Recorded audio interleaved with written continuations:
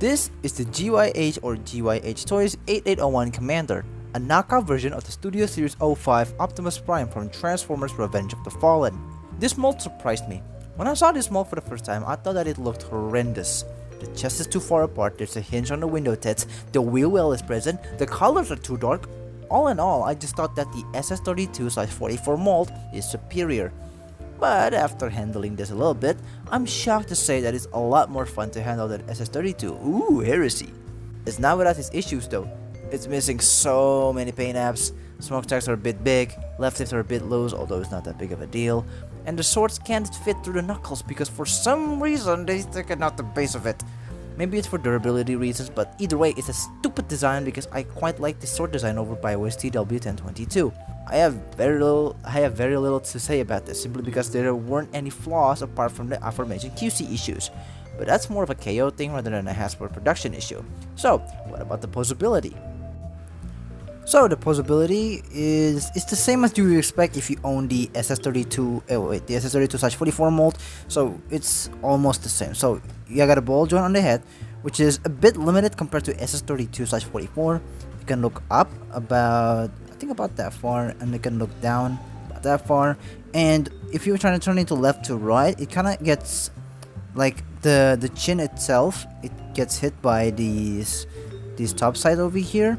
Top side of the truck, and it can be hindered for the left and right, so it's not as much range as SS-32/44, but you still do have the dual 360 rotation on the shoulder pad can move up about that far, and it allows the hands to move up about that far. You also have a bicep swivel, which is pretty good tightness. I like it. A single jointed bend at the elbow, and you have also a wrist swivel, and due to transformation the hands can move down like so, just like SS-32/44. That's pretty nice. We do also have a waist swivel, which is pretty nice. Not loose. It's pretty tight. I mean, it is reasonably tight, so it's pretty good. And the back itself, you can move these canisters, like it has on a peg and a ball joint.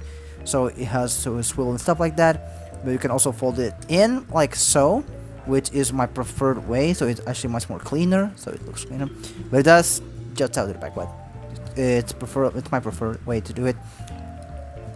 And then the legs can kick forward about that far, and it can go back about that far. It can go in and out. But the wheel well is getting hindered for the out, so I would recommend you just stick it out, and then you can about that far. So without the wheel well, so. Yeah, so just move out the wheel well for some more range on the outwards. And then also a bend at the knee goes over 90 degrees, and the shade back can also move, and it is pretty tight. It is made out of die cast, which is pretty cool. And also the neck. This part I believe is die cast. I'm not sure, but from what I've been handling this guy for the past couple months, it feels cool to the touch and feels more durable than the other parts.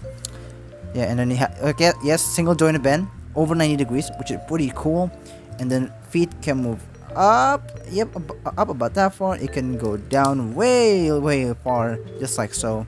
And then you also have ankle pivots, but it is not as much as SS-32/44, because in SS-32/44 the feet is actually extended a bit more downward, so it allows for a lot more range on the pivot going inward. But on SS-32 they didn't do that. They only rectify it on the SS-32, which I have in hand.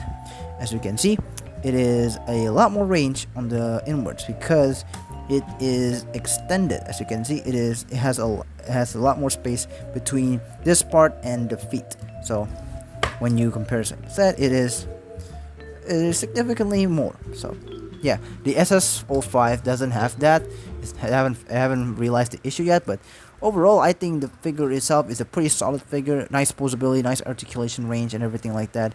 For a first wave Studio Series figure, it is pretty posable. For size comparison, here is the GYH toys alongside my SH Figuarts Marvel Spider-Man, my previous review, the CY01 After Image by Waystar Leader, and BMB OP01. So, robot mode is actually pretty good, quite surprising actually. So how about the truck mode? Well, it's pretty good too. Transformation is fun to do. Compared to SS-32, this just feels well and doesn't have clearance issues on the truck hood. The truck hood itself is a bit longer than SS-32, but I don't mind it. It's just a solid transformation sequence that I can see myself doing back and forth.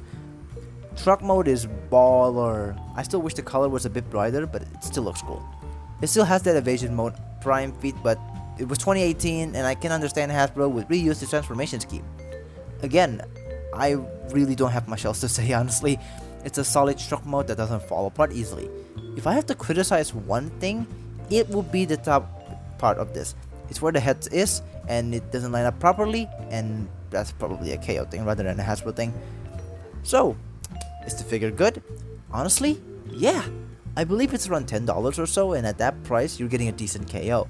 The plastic might have some QC issues down the line, but I had this for almost 4 months now and it is still solid.